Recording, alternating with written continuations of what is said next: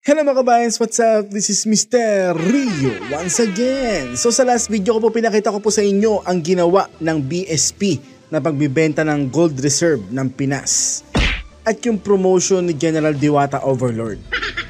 Ngayon naman mga idol, magla-live comment na naman po tayo sa balita ng 24 oras dahil pinapanawagan daw po ng mga young goons, young guns sa kamera ang pagbibitiw ni VP Sara. Tara, banata natin mga idol. Asking her to resign.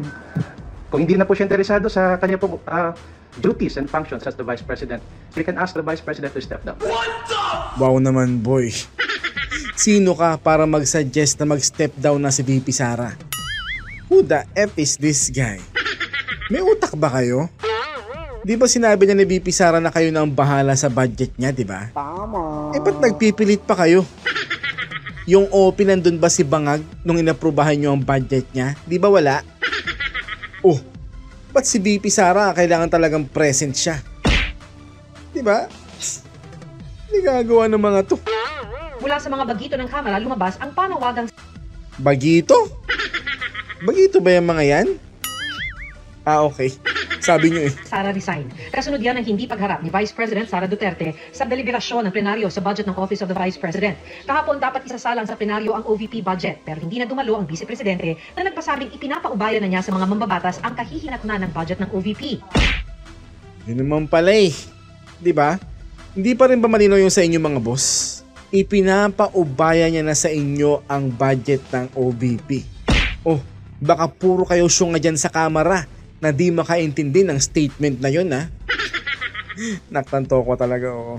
Ayon sa mga kongresista, ito ang unang beses na hindi sumipot ang head of agency o authorized representative sa budget deliberation. Hindi raw sapat ang ipinadala ng bise na sulat ng OVP dahil kailangan may sumagot sa mga itatanong ng mga kongresista tungkol sa budget. Bagamat may pinadalang kinatawan ng OVP, hindi raw sila otorisadong magsalita para sa vice-presidente. 17 oras o hanggang alas 3 daw ng madaling araw kanina, naghintay ang mga mamabatas para humarap ang bise. Ha? 17 hours daw. Weh, di nga. Talaga lang ha.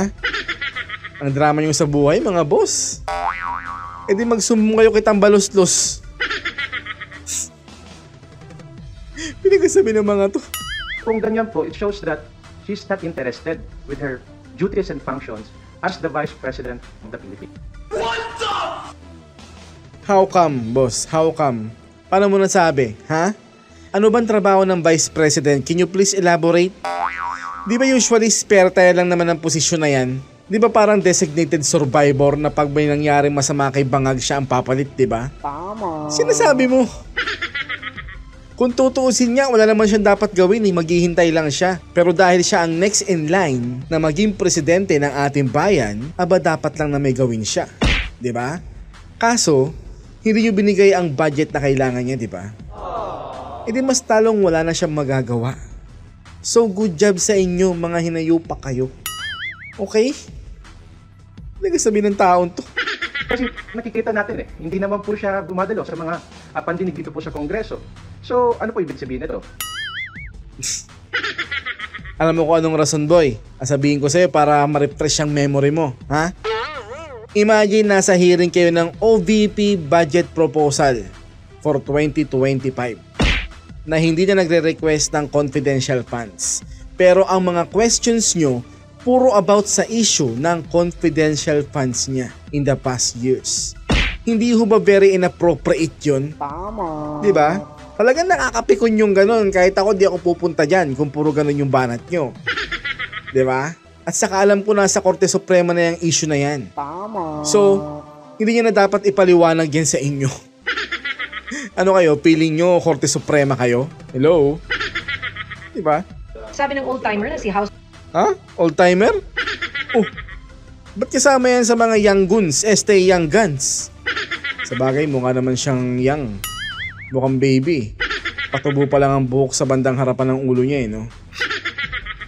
Deputy Speaker David Suarez. That's clearly clear sentiments being shared by a lot of members. Pera ng taong bayan to, hindi to pera ng iisang tao, ng isang pribadong individual.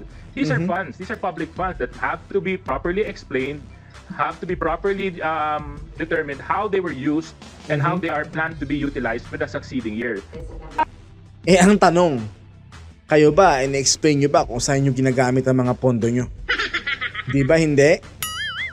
Wala namang debate and questions about sa pondo ng Kamara at ng Senate, di ba?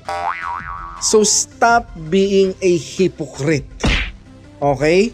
And please practice what you preach, mga boss. Kasi kung hindi, magmumukha kayong mga hipokrito dyan sa Kamara. Ako na magsasabi sa inyo. Para sa mga kongresista, ang hindi nito pagsipot ay betrayal of public trust. Pero di raw ito sapat na batayan para sa impeachment.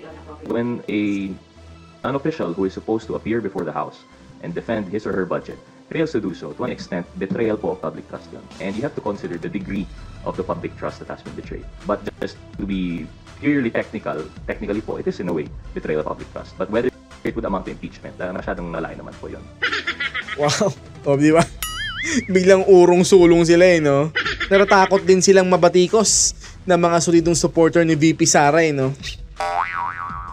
Biglang bawi, nakakatawa lang Sinusubukan pa namin kunan ng pahayag si Vice President Duterte at ang OVP. Huling araw na ng sesyon ng Kongreso bukas. Kung di na talaga sila siputin, pag-uusapan ng mga miyembro ng Kamara ang kanilang susunod na hakbang.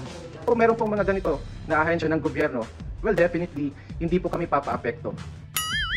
Yun naman pala Ano pang dinadrama nyo dyan? Ipasa nyo na ang kahit na magkanong budget ang gusto nyong ibigay sa OVP.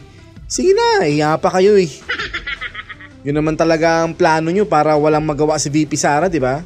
Sus, alam na namin yung boy. Style nyo bulok.